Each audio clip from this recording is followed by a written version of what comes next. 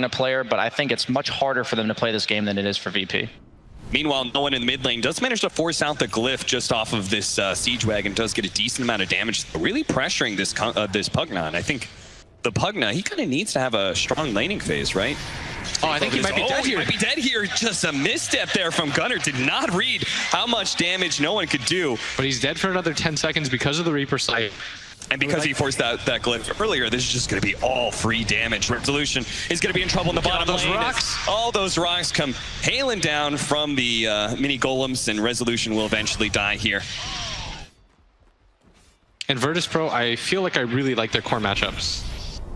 But they're going to make the move. Dive here, trying to quickly kill that Underlord, but intercepted by Solo with a great paralyzing cast. A Reaper Sight to be able to stop that. Make sure the Pugna does indeed go down for the 4th time. Arrow coming out. Universe does manage to sidestep that.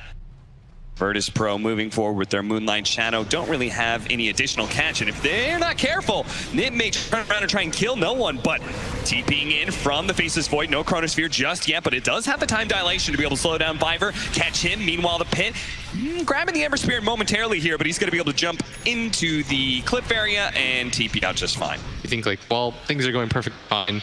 I'd say VP are playing a little bit more passively than I'd like.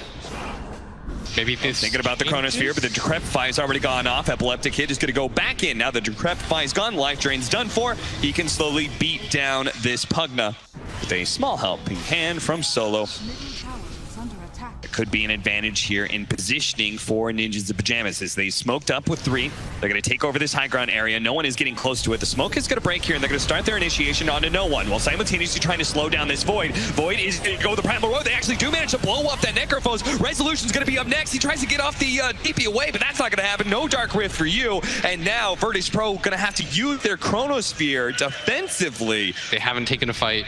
They thought that they would just give up the tower for free. NIP correctly made the decision to defend it. And this is, I'm not sure about this one. Virtus Pro, they're going to try and defend their tier 2, but immediately Resolution is jumped on, and from a distance, they're going to be able to drain him down. The BKB from Skeeter, once again, coming into play. Locking down Epileptic Kid. They need a bit more burst damage, though, to go on that carry Void. And if they caught him away from his team, it would have been perfect, but now he's a little bit close to them. They're going to run into each other immediately. The Guardian Greaves taking off that stun, and an arrow, beautifully placed, is going to be able to lock down Skeeter, but he does have an Aegis, so they don't want to overcommit for this kill. They're just going to try and finish him off the old-fashioned way. Right-clicking him slowly but surely, but he does manage to jump himself away, resetting a little bit. Epileptic Kid still looking for his Chronosphere, though. Skeeter's going to reset with a TP and come back into this fight. Maybe around the shrine, which is where Virtus Pro is moving towards. Skeeter immediately jumps in as they do manage to burst down that Witch Doctor almost immediately. Another arrow lands onto that Ember Spirit, but Virtus Pro, they're making their way out of here. It's now the team being able to finish up. Peter almost going down. Get the roar on the Void. Just go down. He's going to fall here with the BKB activated. Barely managed to get it off. Turn around. Time walks off a little bit of damage. Looking for the Chronosphere still, but he doesn't feel good about it. Skeeter still has that Aegis. Skeeter's just playing on the front lines, forcing action out of Virtus Pro. A time walk away just barely gets Epileptic Kid out of that damage areas. But Skeeter does end up got Chronosphere here. Just now he's going to go for the Chronosphere. On top of them, but he got to lift. Oh no! Biver with the perfect positioning. Burst down the Faceless Void. No one. He's going to be in trouble. The Dark Rift coming up from Resolution. They do have the heals of Guardian Greaves. They should be able to get out together. Virtus Pro offering multiple breaths of fresh air here to this Ninjas of Pyjamas team that is now able to assault the high ground at 30 minutes. This is the timing that they were looking for 15 minutes ago, the timing that they kept on getting stymied. They will get Resolution here up into the high ground. Kinesis backwards. He's just dead. Again, they don't have the Chrono. There is no shortage of damage when you have a Pugna. I actually can't believe that VP are putting themselves in this position, and I mean, credit to NIP. He's going to be pulled back into the Chen as they are all top lane right now, but Virtus Pro, they know Gunner's here. They just saw that blast.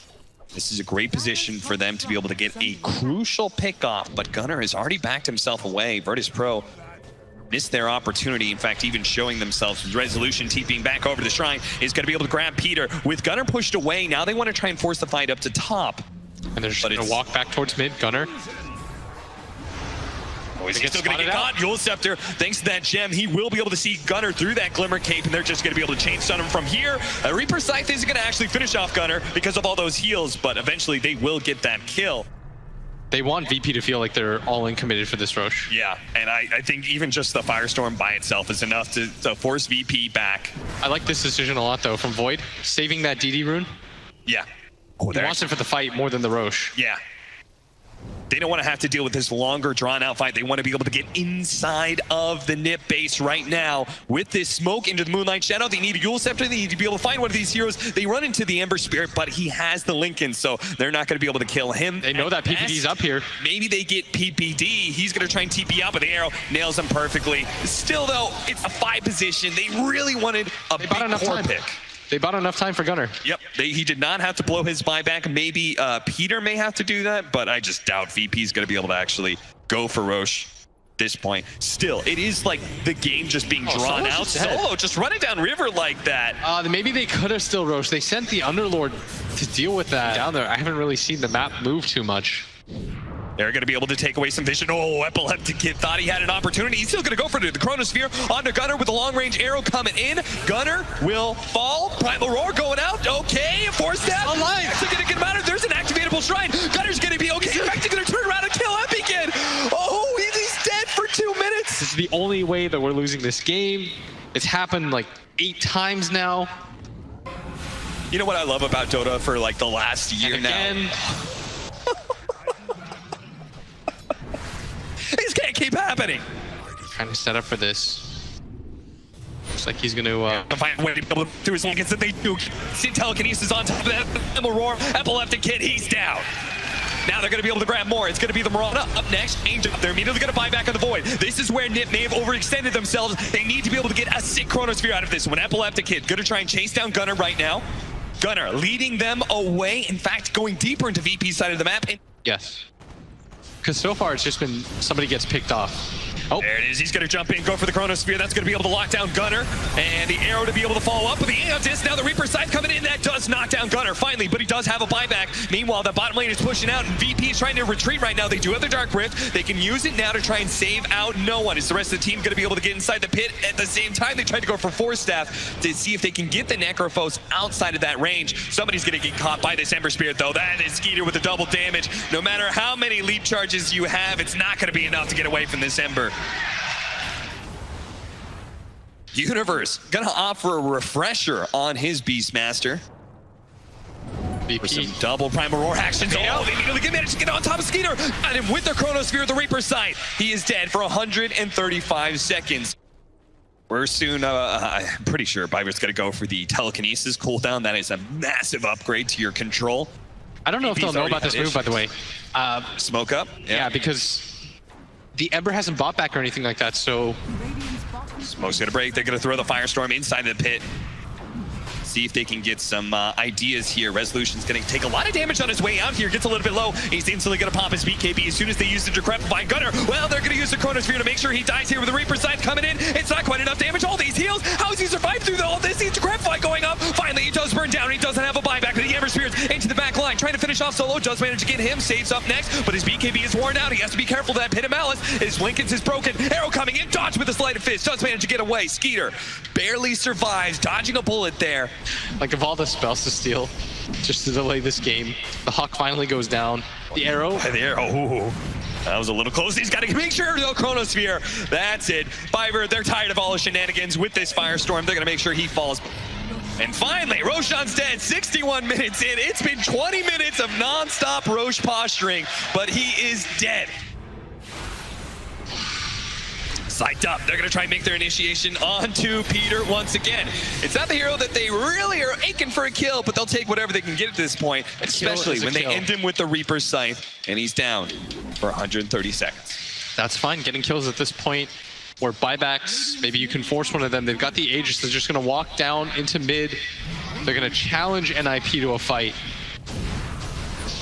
Jump forward, trying to go for more. The Nullifier coming out right as Pugna jumps away. The Primal War Counter Roar. Down. It does bounce. Death Ward, though. But they're still going to be able to control the Death Ward. Immediately takes out this Void. Can they get the control on him in the second life? He's going to come back. Immediately activates his BKB. Turns around Chronospheres with the Darth Ward. This time out from Solo. But it's actually inside the Chronosphere. Doesn't do the damage, but Epileptic Kid does. A stolen Chronosphere out from Viper. They got to get the hell out of here. Get away with the Dark Rift. But oh, Nip, they can't stop him. None on the Beastmaster, and that's pretty massive. This 30-second cooldown on the Moonlight Shadow.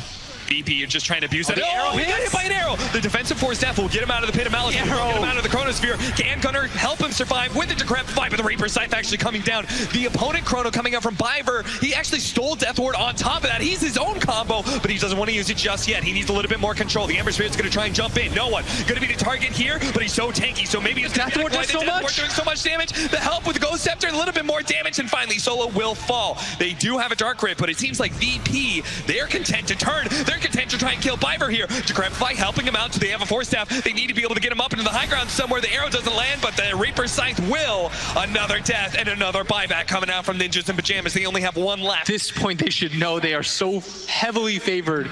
Look at how much damage everybody does. Epileptic Kid can get any core at this point, and it'll be worth it. Oh yeah, they're just chunking down this tower. This Atrophy Aura doing so much for them. They do have the Pit of Malice leading out onto Biver. Biver, Reaper Scythe immediately used on him, but the heal goes out. He's actually going to survive from it. You know, Epileptic Kid, he's in trouble. Managed to bump up the BKB. The Time Walker, the 3-man Chronosphere leading out to a defensive Chrono from Biver. Doesn't really stop the damage coming out, but maybe the heals from the Gunner. No, he can't actually save his support or Universe. They both end up falling, and now it's going to be a 3 versus 5 and time to heal, but VP, they are just demolishing buildings. They are a wrecking ball. The power of the Atrophy Aura with the Aghanim Scepter. There is no time. Nip cannot stall this any longer. They have to somehow get in front of these buildings and defend. 3 versus 5 as the first initiation on a Biver. He's already dead. Couldn't even get a reaction out of Gunnar in time to be able to get off that Decrepify. Tries to lay some damage out onto no one, but they're just going to die at the fountain at this point in time. Finish off these heroes once and for all. Gunnar's now dead. A happy Chronosphere for Epileptic Kid as Virtus Pro will wipe Nip inside of their own fountain. And finally, call an end to this game 1. That's right, it is going to be a no one invoker indeed for Virtus Pro. Is this going to be good enough to close this series out 2-0 after quite an extensive game 1? No, I want to see game 3. All right. That offlaner is going to be Resolution. Virtus Pro, though, are going to fight over these bounty runes with the Skywrath Mage and Solo's Warlock. They're going to try and pick up all of them. They do manage to get only 2 of them. Resolution gets quite low, but they may still be able to get the first blood on Biver. Oh, high ground miss, but another shot from Solo. That'll finish it up. Where I'm sure a lot of that influence comes from Solo.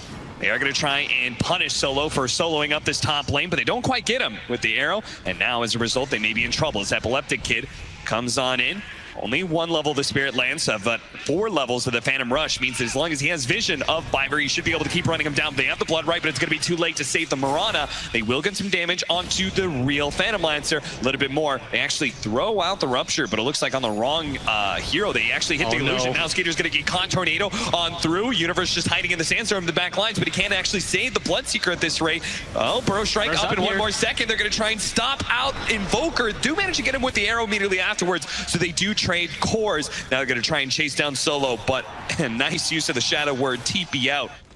Start finding these Rupture ganks. They're going to try and set up on mid if they can get the right opportunity here. Maybe a quick kill onto no one with the use of the Blink Dagger of the Tiny. The arrow comes in. The Rupture as well, all being used to make sure that no one can't go anywhere and will dive to the Blood Right. But now the turnaround with a Warlock Golem being dropped in. A beautiful Fatal Bond flashing onto all 4 of these heroes. If they actually can just see him. Pretty big.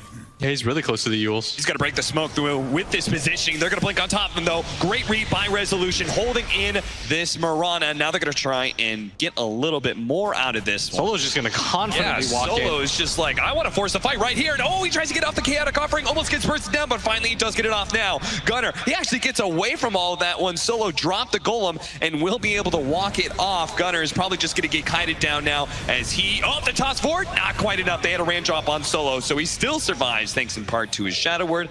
What I kind of appreciate is that VP has a strong read of how Nip want to play, and so they're 5-man constantly. And there's just they actually see Epileptic Kid. Yeah, this would be massive. They're going to lead off with a right follow-up Burrow Strike into that freezing field. So much AoE damage, but Epileptic Kid, he's very tanky. He's got a Hood of Defiance plus 2 Wraith Bands. Know which one the real one is, though. Which one the real one is. They're going to Rupture him up. Blood Right him as well. No opportunity to be able to Doppelganger. Tornado coming in, but it goes to the Bloodseeker. It went on top of the Sand King instead, but they needed to stop the damage up that carry. Arrow hits very low. A blink forward from Resolution, dodging that avalanche, a toss away from Gunner's going to be able to buy Biver some time here. Dire's bottom tower has fallen.